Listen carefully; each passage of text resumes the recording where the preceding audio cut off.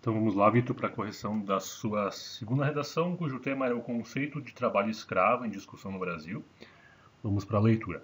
A partir de meados do século XIX, algumas leis abolicionistas foram sancionadas, sendo a Lei Áurea, de 1888, a principal delas. Com isso, a escravatura ficou, de fato, proibida no Brasil. Porém, mesmo após esses avanços, ainda não há atualmente uma definição clara quanto ao trabalho escravo, e dessa forma abrem-se margens para diversas interpretações, as quais podem ser usadas como um pretexto para a escravidão. Logo, revela-se vital discutir tal conceito a fim de buscar caminhos plausíveis para resolver esse grande problema. Uma introdução bem boa, você desenvolve a tese no mesmo sentido da redação anterior, afinal, é o mesmo tipo de tema, né? É um problema que é colocado em discussão. Eu acho que você pode usar essa estrutura para esse tipo de tema. Aqui você usou Lei Áurea como um marco para fazer a relação histórica, acho completamente válido, né? E o único adendo é essa questão gramatical da crase aqui. Você usa um para, que acaba colocando uma crase neste A. Só que a dica é a seguinte: quando tem um para, o A logo depois nunca, nunca, nunca leva crase, tá? Porque o A já é uma preposição, então não, pensando no conceito de crase, né, que é uma preposição mais um artigo, não faria sentido eu ter um para preposição, mais um na preposição, mais um a artigo. O que ocorre então é só um para preposição e um a artigo. É por isso que este aqui não leva o acento que a gente chama de crase. Perfeito. Vamos ver seu primeiro argumento. No ano de 2015, foi aprovada uma proposta que, assim, você escreveu reitera. Eu imagino que você quisesse escrever reitera. Então faltou o i nessa palavra, que é no sentido de reafirmar, retomar e tal, né? Então isso aqui caracteriza um erro gramatical, um erro de ortografia, né? Não uma proposta que reitera termos como jornada exaustiva e condições precárias do Código Penal.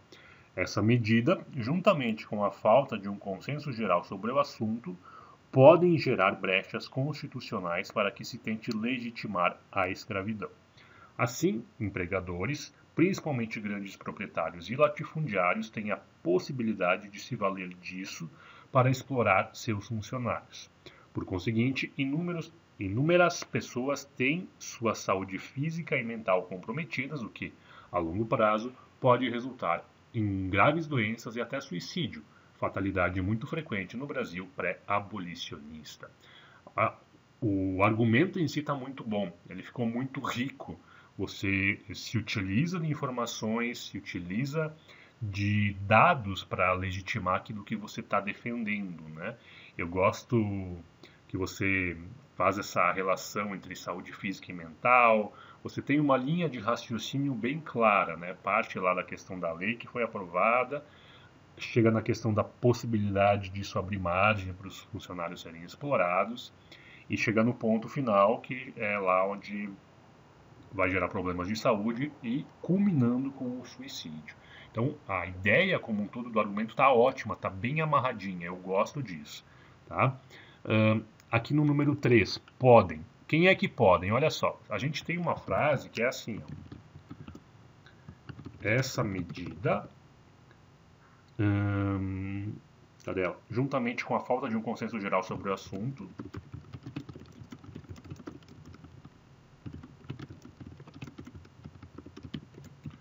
podem gerar. Tá? O que acontece? Eu entendi o que você tentou fazer. Você tentou fazer a concordância com essa medida e a falta de um consenso geral sobre o assunto. Você imaginou que isso aqui são dois itens e você concordou no plural o verbo. O problema é o seguinte, que a regra geral de concordância verbal é a seguinte: o verbo concorda em gênero, número, com o sujeito da oração. Quem que é o sujeito dessa oração? É somente isso aqui, o núcleo do sujeito, né? É somente essa medida. O núcleo do sujeito é medida, né? Que está no singular. O que é isso aqui então? Isso aqui é um adjunto adverbial. É aquele elemento que a gente acrescenta para, nesse caso específico, justamente vincular uma ideia a mais. Isso aqui é um adjunto adverbial de companhia, nesse caso, né? E por isso a gente tem que concordar no singular, porque, vou repetir, o verbo concorda em número e gênero com o núcleo do sujeito, que é medida. Tá? Então, por isso a gente tem um erro de concordância verbal aqui. Depois, a gente tem uma vírgula a mais, olha só. Assim, empregadores, principalmente grandes proprietários e latifundiários, aqui não existe razão para esse principalmente ficar deslocado, porque ele está exatamente no fluxo normal da frase, né? Então, deixa eu só lembrar o que eu escrevi aqui.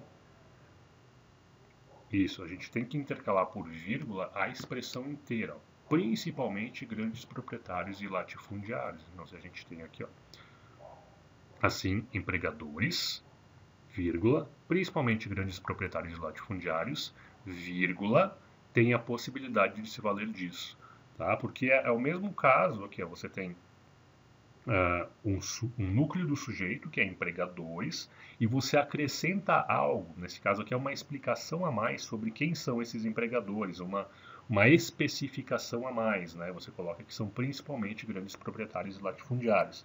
Então é essa expressão inteira que deve estar entre vírgulas, do principalmente, do início aqui, até o fim de latifundiários. Tá? E pré-abolicionista, a questão do pré é o seguinte, ele sempre leva hífen, tanto os prefixos tônicos, o pré e o pós, sempre levam hífen para se ligar à palavra seguinte. Tá? Então foi a falta do hífen aqui que gerou o problema. Vamos para o seu segundo argumento. Olha, em 2 redações eu já não tenho um padrão seu, que parece que no segundo argumento você dá uma cansada. Né, porque o seu segundo argumento nas 2 que a gente analisou, ele é bastante inferior ao primeiro. Então vamos ler esse aqui. Em o segundo plano, é válido ressaltar que Maranhão, Bahia e Pará apresentam os maiores índices de trabalhadores resgatados desde 95. Além disso, se comparado aos demais, esses estados apresentam um baixo IDH e também baixas taxas de escolaridade, o que contribuem para a ocorrência do problema, visto que cerca de 33% das pessoas libertas são analfabetas e aproximadamente 40% não, essa palavra eu não consegui entender, ao ensino básico. Não sei se é cumpriram, concluíram, mas aí não faria sentido ao, né? Não sei, realmente não entendi o que está escrito. Aqui é o seguinte, deixa eu primeiro falar das questões gramaticais. Além disso, se comparado aos demais, esses estados. O que é que está sendo comparado? São os estados, certo? Então eu tenho que concordar o verbo com o seu referente. Se comparados aos demais, esses estados apresentam. Tá? Então mais um erro de concordância verbal aqui. Apresentam um baixo IDH e também baixas taxas de escolaridade, o que contribuem para a ocorrência. Aqui também é um erro de concordância verbal, só que aqui é um erro um pouco mais sofisticado. Eu entendi o que você quis fazer. Você está imaginando que o seu verbo no plural deve concordar com as taxas de escolaridade, que estão no plural, as taxas de escolaridade, né? Vou escrever isso para nós. Baixas taxas de escolaridade, o que contribuem para a barra, que é suficiente. Baixas. Tá? Só que existe um problema gramatical aqui. Olha o que você está fazendo. Você faz do jeito certo, né? Você, para retomar as baixas taxas de escolaridade, você usa a expressão o que é o pronome relativo, né? Que é no sentido para retomar. Deixa eu ver.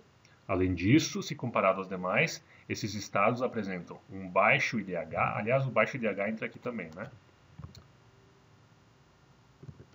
um baixo IDH e também baixas taxas de escolaridade. O que contribui?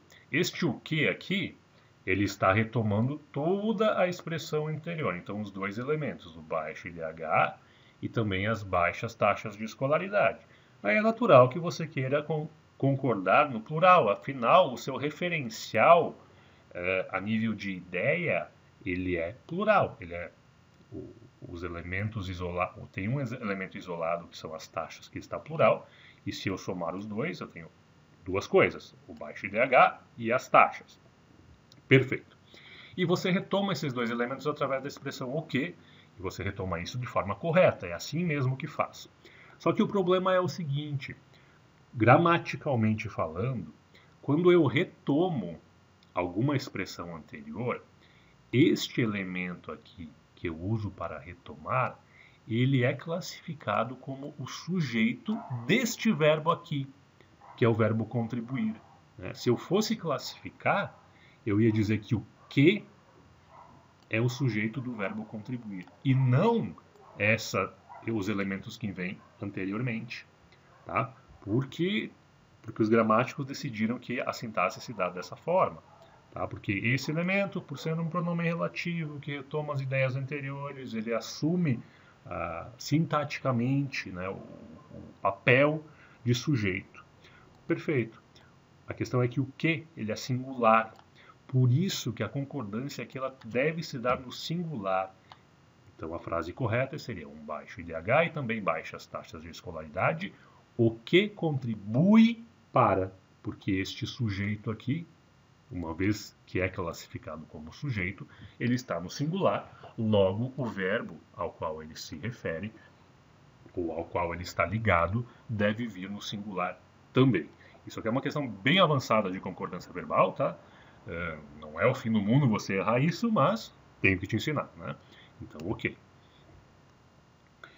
E depois é a palavra que eu não entendi, então basicamente o recado é tomar cuidado com essa grafia de algumas palavras, né? Para não gerar esse tipo de problema. Aí eu pego esse parágrafo inteiro, coloco um 9 e eu escrevo o seguinte para você. Achei esse parágrafo incompleto. Note que ele tem apenas duas frases, sendo a segunda bem longa. Olha só como é que vai ser. Ó. Você tem o tópico frasal, que fala da questão dos 3 estados, que apresentam os maiores números de trabalhadores resgatados. E depois você tem uma frase que começa no além disso e vai até o final do parágrafo. Tá? Esta uma frase, ela coloca características desses estados, dessas populações resgatadas desses estados. Perfeito. Só que se a gente simplesmente visualmente analisar o primeiro argumento com o segundo, a gente já enxerga que o segundo está bem menor. Eu entendo aquele ponto que você me falou, que acabou tendo que cortar alguns trechos da redação em virtude do número de linhas. Eu até imagino que isso seja reflexo de algum corte que você tenha feito. Tá? Eu até imagino. Mas, de qualquer forma, agora eu olhei para essa palavra conseguinte aqui. Olha como este I parece um E. Né? Aquilo que eu te falei na outra redação. Então, toma cuidado. Tá? Ok. Então, apesar desses cortes, eu acho esse parágrafo ficou claramente incompleto. E eu dou uma sugestão de uma frase conclusiva que já resolveria o problema, algo do tipo assim, ó, ou seja, é notória a relação entre a falta de escolaridade e a vulnerabilidade social a que essas populações estão expostas. Isso aqui já resolve o problema porque dá uma incrementada, dá uma frase conclusiva e não deixa as pontas soltas, digamos assim, né? Claro, simplesmente acrescentar que essa frase eu acho que não ia caber, porque você já está no limite de linhas, né? Mas aí teria que dar uma adaptada em algum outro trecho para a gente conseguir encaixar isso, tá? Mas ainda assim é importante. O avaliador ele não vai pensar se você teve que cortar alguma coisa ou não. Ele vai olhar e vai analisar como está o seu argumento escrito, ok? Então aqui vai perder pontos um pouquinho no critério correspondente. Proposta de intervenção. Essa aqui eu achei bem boa, tá? Tanto que você tira 200 nesse critério. Vamos dar uma lida. Percebe-se, portanto, que o Estado, por meio de seus órgãos, pode e deve intermediar a situação entre empregadores e empregados. De início, cabe ao Ministério da Justiça que reveja o Código Penal de modo a garantir que não sobre espaço para interpretações distorcidas. Em seguida, a bancada ruralista e o Ministério do Trabalho devem se unir a fim de fiscalizar as condições de trabalho, principalmente em grandes propriedades no Norte e Nordeste. Por fim, compete à sociedade que denuncie qualquer indício de exploração. Somente assim poderá-se dizer que a escravidão não só foi proibida, como também extinguida. A proposta de intervenção está muito boa, bem detalhada, do jeito que deve ser feito, conforme você aprendeu no curso, né? Só questões gramaticais mesmo. A palavra órgãos tem acento, porque é uma paroxítona terminada em ditongo, né? Seguido de S. Aqui você usa duas vezes a expressão assim, ó, que é cabe ao Ministério da Justiça que reveja. Isso aqui é uma questão estrutural interessante. Cabe ao Ministério da Justiça que reveja. E depois você tem uma outra estrutura. Compete à sociedade que denuncie.